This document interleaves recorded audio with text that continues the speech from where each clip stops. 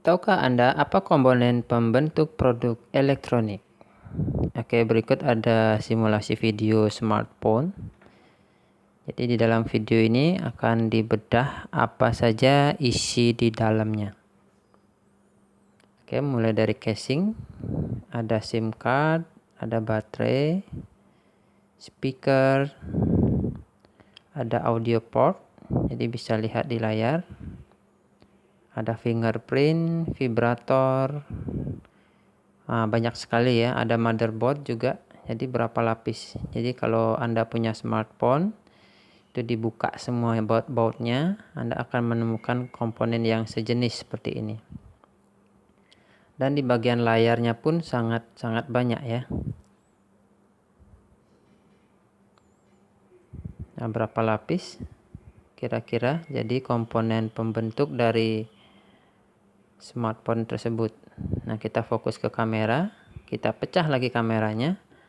Ada banyak juga ya, dari chip, ada coil, ada magnet, ada lensa, ada dudukan lensa. Jadi begitu rumitnya kamera tersebut. Sedangkan di speaker kita pecah lagi, ada beberapa bagian juga. Nah, bagian-bagian ini pun nanti akan kalian pelajari seperti itu. Jadi semua ini adalah komponen-komponen dari elektronik, jadi prinsip kerjanya sama.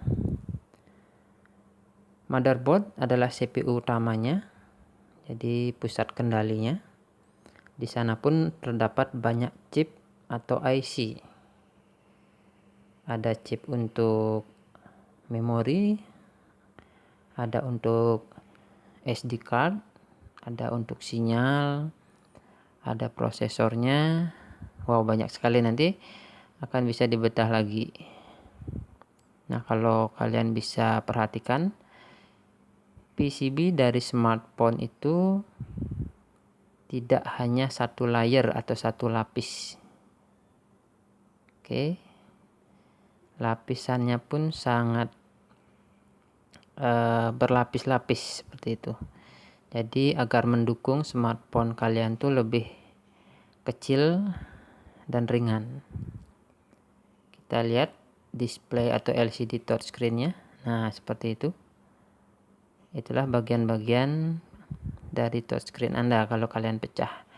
Jadi di lapisan atas tuh ada banyak lapisan-lapisan. Kita bedah bagian baterai. Nah, ini bahan-bahan pembentuk baterainya. Ada elektrolit salah satunya, ada anode katodenya. Nah, ini baterai yang kita atau biasanya digunakan berjenis lithium. Seperti itu. Jadi smartphone ada hardware-nya, input output, wah macam-macam sekali. Jadi dalam pembelajaran elektronika ini sedikit tidaknya akan menyentuh komponen dasar yang ada di smartphone ini. Ini teknologinya sudah sangat-sangat luar biasa berkembang. Jadi jangan sampai ketinggalan seperti itu. Oke, lanjut kita akan membedah lampu yang Anda biasa pakai di rumah, yaitu lampu CFL namanya, atau lampu jari warna putih. Nah, di dalam lampu tersebut kalau kalian buka ada komponen-komponen elektronika. Nah, komponen-komponen ini tentunya akan menjadi sangat penting di dalam memperbaiki. Kenapa lampu pijar itu bisa mati? Nah, bisa dilihat di gambar. Ada beberapa komponen-komponen yang harus diukur tentunya. Nah, yang lampu pijar ini ada bolham berbentuk kaca. Nah, itu adalah fluoresen atau bisa kita sebut ruang hampa ya. Jadi kalau diisi tegangan dia memancarkan kayak serbuk-serbuk putih. Nah, kalau lampu CFL-nya yang rusak adalah fluoresennya ini, maka otomatis tidak bisa diperbaiki. diganti bisa dengan yang baru atau yang dibekas seperti itu, karena kalau pecah kacanya sudah tidak bisa lagi diperbaiki seperti itu. Oke, ini proses-proses membongkar dan penggantian menggunakan lampu jari yang baru, karena yang rusak ini sudah rusak atau putus adalah tabungnya, ada fluoresen tadi.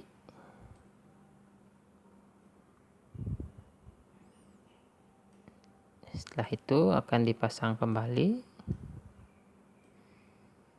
Nah, jika tidak ada kerusakan yang lain, maka lampu bisa digunakan lagi seperti itu. Jadi bisa dicoba di rumah.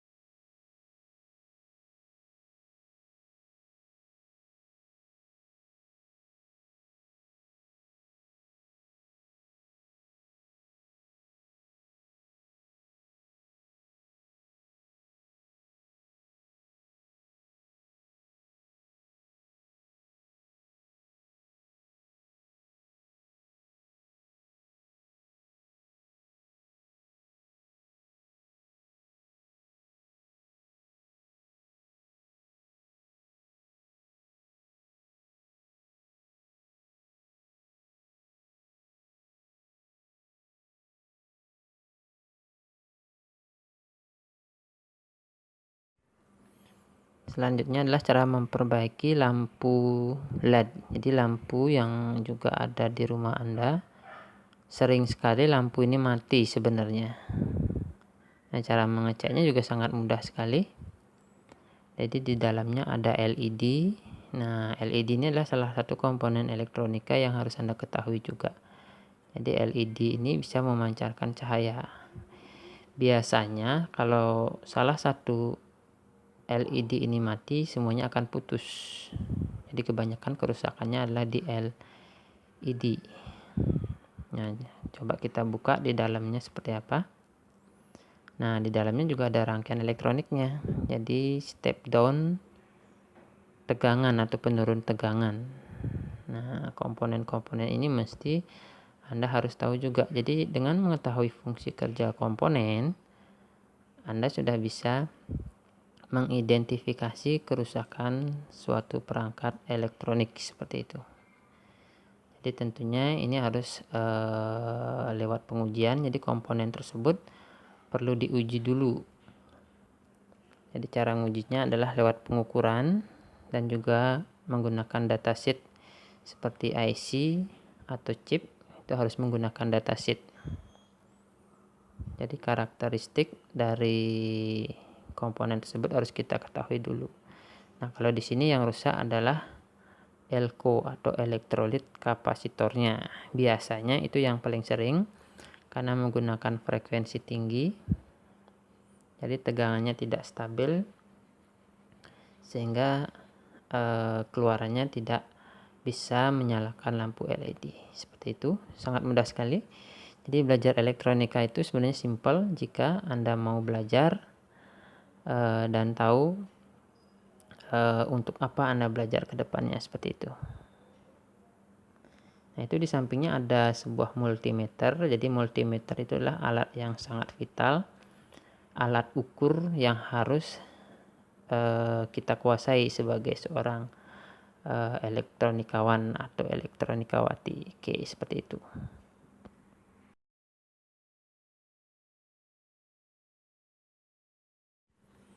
Nah, kalau yang ini adalah LED yang lebih modern. Mungkin kalian kenal yang namanya produk Bardi ya, Bardi yang sudah ngetrend di tempat kita. Nah, ini adalah LED yang bisa dikontrol lewat internet, bisa juga lewat Bluetooth, lewat HP Anda. Nah, di dalamnya lebih kompleks. Jadi di sana ada komponen chip yang disebut mikroprosesor yang fungsinya adalah mengirim sinyal dan juga menerima sinyal. Jadi bisa mengirim sinyal frekuensi ke HP Anda, dan di HP Anda nanti bisa dikontrol sesuai dengan keinginan. Nah, dengan adanya komponen Bluetooth, ada WiFi, Anda juga bisa mengontrol perangkat lampu ini dari jarak jauh. Seperti itu. Jadi lewat internet, di rumah Anda ada internet, Anda mau mematikan atau menghidupkannya lewat ponsel Anda, jarak ratusan kilometer pun tetap bisa, yang penting ada sinyal, seperti itu. Nah, ini salah satu gambaran bentuk di dalamnya. Jadi tetap ada LED, tetapi ditambahkan komponen WiFi-nya.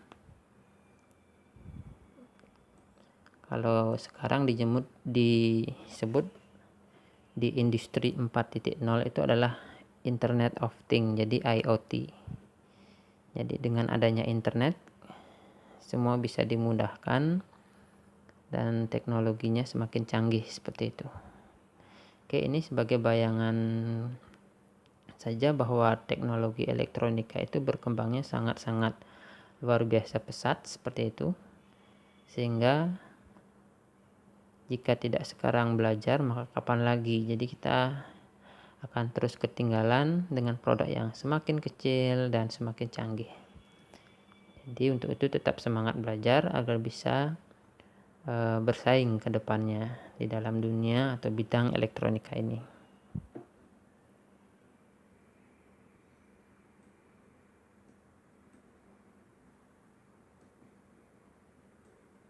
Oke, seperti itu. Semoga bisa bermanfaat. Kita akan lanjut ke video selanjutnya.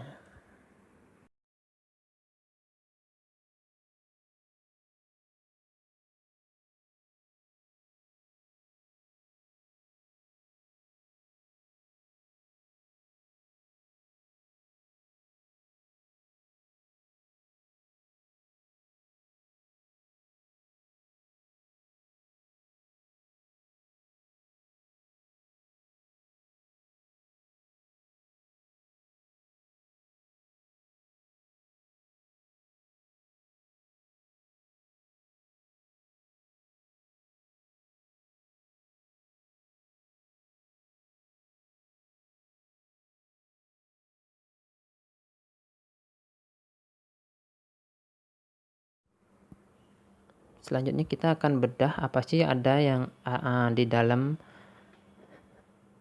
baterai power bank.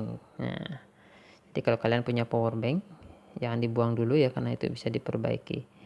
Nah, di dalam power bank itu hanya ada baterai dan controller kecil. Simple sekali. Jadi sebenarnya kalau kalian seorang elektronika bisa merakit power bank sendiri dengan harga yang jauh lebih murah dan kapasitas yang jauh lebih tinggi, lebih lama, seperti itu. Nah, bisa kalian lihat dalam power bank ini hanya ada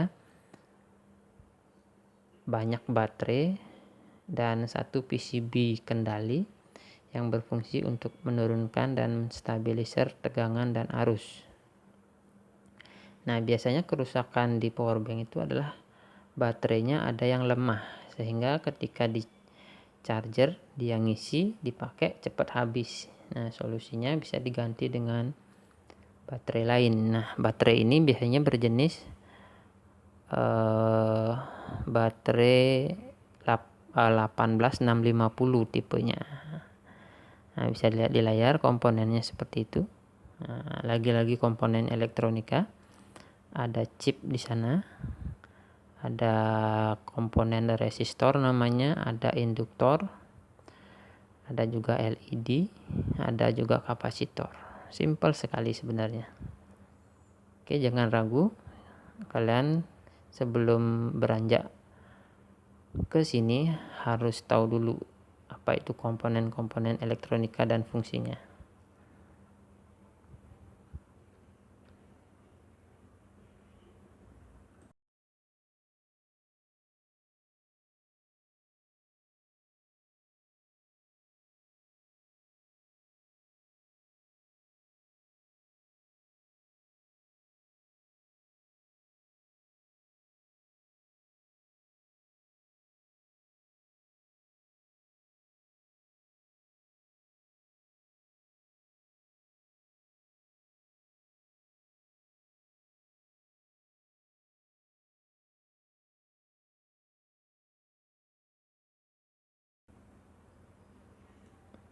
Nah, di sini ada disebut dengan rangkaian elektronika atau skema rangkaian. Jadi skema rangkaian ini fungsinya untuk memudahkan kita menganalisa atau mencari jejak cara kerja dari alat tersebut ataupun dalam troubleshooting atau perbaikan. Nah, ini kita akan pelajari di gambar teknik nanti. Jadi ada komponen nyata yang bisa kita pegang, dan komponen tersebut juga mempunyai simbol tertentu. Misalnya ada di sana dioda, ada simbol diodanya, IC juga ada simbolnya, dan lain sebagainya. Oke, selanjutnya kita membedah JBL, sebuah speaker aktif mini. Ya, speaker aktif yang kalian misalnya pakai untuk mendengarkan musik ya. Jadi ini mereknya JBL. Nah, di dalamnya ada komponen elektronika. Sangat kecil sekali, suaranya juga bagus. Jadi dia memakai speaker yang full range,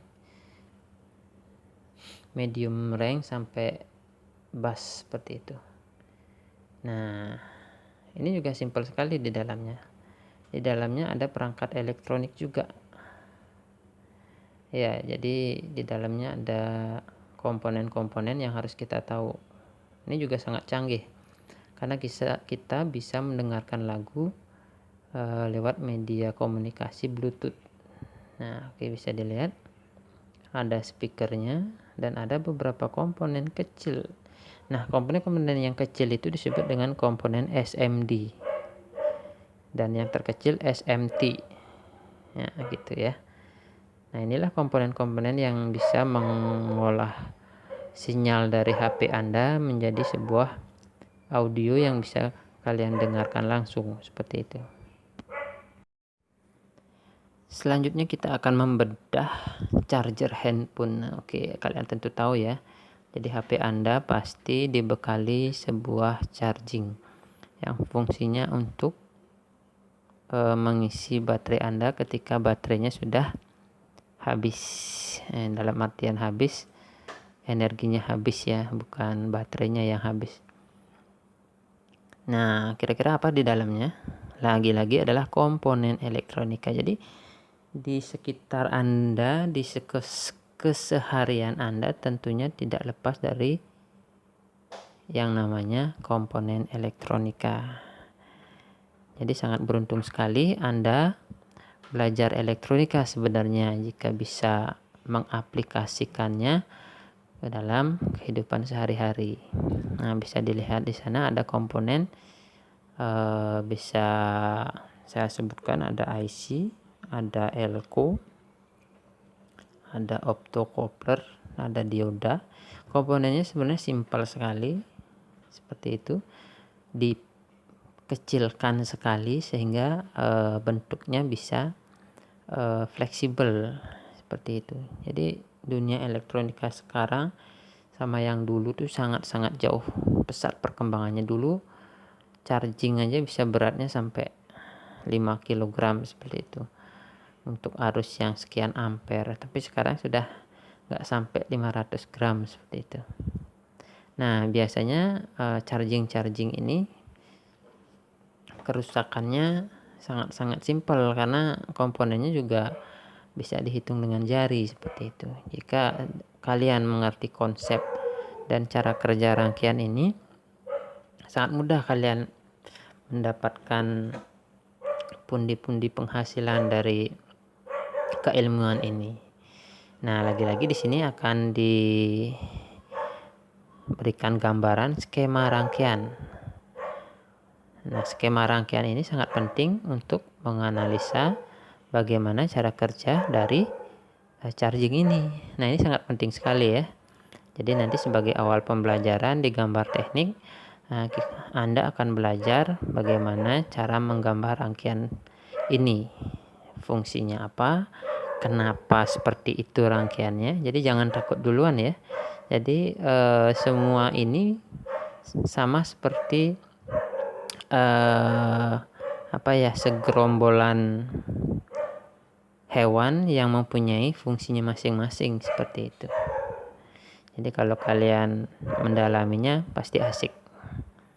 Oke, seperti itu. Kalau Anda punya charging HP di rumah rusak, bisa dibongkar, tapi hati-hati ya, karena bongkarnya agak susah. Dan bisa dilihat komponen di dalamnya seperti apa. Mari kita diskusikan bersama. Oke, demikian video selanjutnya. Next adalah tentang kita akan membongkar alat yang lebih besar lagi, yaitu televisi yang sangat-sangat sering kalian jumpai di rumah. Nah, yang terakhir adalah sebuah televisi. Nah, ini televisi ini perkembangannya sangat jauh ya. Sekarang TV-nya sudah tipis, besar, dan ringan. Kalau dulu TV-nya kecil, besar, berat. TV-nya besar, makin berat. Dan makin besar juga seperti itu. Sekarang udah teknologinya udah diambil alih oleh TV LCD. Sama seperti LCD HP Anda konsep kerjanya, cuma dia menggunakan daya yang lebih besar karena kan menggunakan penerangan yang lebih banyak. Nah, kira-kira apa saja komponen di dalam TV? Kita akan bedah seperti di gambar. Jadi TV tersebut sudah diset dalam bentuk modul-modul. Jadi seperti komputer ya, kalau Anda tahu CPU. Jadi dia tuh udah sangat kecil dan rapi, terintegrasi sekali. Nah, kalau dulu Anda tahu TV tabung, kalau Anda buka dia satu modul. Komponennya juga besar-besar. Nah, perbedaannya kalau TV sekarang tuh komponennya kecil-kecil karena menggunakan sistem digital. Kalau dulu masih ada yang menggunakan sistem analog. Nah, ini adalah motherboardnya. Jadi motherboard itu hampir sama dengan motherboard komputer, karena di dalam TV itu ada juga yang disebut dengan mikroprosesor atau pengendali. Nanti kita akan pelajari di mikroprosesor di pemrograman juga. Jadi sebuah chip yang dikendalikan oleh sebuah kode. Oke, motherboard ini adalah pengendali LCD-nya. Dan yang ini adalah power supply atau catu daya. Sangat kecil sekali, tetapi dia menghasilkan voltase yang sangat besar sekali. Seperti itu. Karena menggunakan sistem yang dinamakan switching power supply. Nanti kita akan pelajari juga. Nah, dengan komponen yang sangat kecil begini, akan sangat ringan sekali sebuah TV tersebut. Nah, LCD pun seperti di slide awal bisa dibagi menjadi beberapa lapis. Sangat tipis sekali, coba kita lihat. Nah, inilah LCD-nya. Sangat tipis dan rentan sekali rusak. Nah, seperti itu. Jadi LCD tersebut cara kerjanya seperti metrik ya. Jadi ada cairan di dalamnya. Nah, cairan itu akan berpendar ketika mendapatkan sebuah tegangan. Nah, agar TV dapat bercahaya, maka di dalamnya ada sebuah LED. Nah, biasanya kalau TV-nya mati total, tapi tapi remote-nya berfungsi, masih on, lampunya hijau. Nah, biasanya lampu LED di belakangnya yang disebut dengan backlight-nya itu ada yang putus. Jadi kerusakan-kerusakan TV ini memang banyak rusaknya di bagian LCD. Entah itu bergaris, entah itu hilang setengah, dan lain sebagainya. Ataupun di catu daya ya. Jadi catu daya biasanya karena usia pemakaian ada yang gelembung karena panas. Ada juga yang short. Nah, kalau yang rusak di bagian prosesor yang tadi besar itu kemungkinan besar tidak bisa diganti kecuali Anda bisa mencari IC atau chipnya. Terkadang susah, jadi dari vendor pembuatnya nggak ada chipnya. Oke, demikian sekilas tentang kita membedah produk-produk elektronika. Nanti kita akan lanjut next bagaimana sih cara membuatnya, manufaktur produksinya. Oke, sampai jumpa lagi.